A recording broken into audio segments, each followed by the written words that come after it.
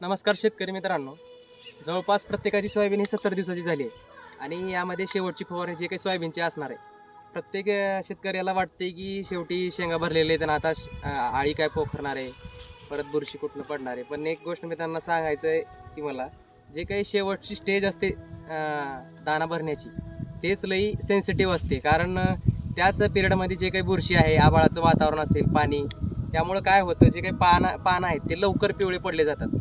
असं सोयाबीन भरायचे एक 8 दिवस 10 दिवस अगोदरच ते जे काही सोयाबीनची जी व्हरायटी असते की 90 दिवसानंतर येणारी असेल, 120 दिवसाच्या नंतर, ते अगोदरच येते 10 ते 15 दिवस. याचं कारण सगळ्यात मोठं काय, तर त्यावरती बुरशी पडते.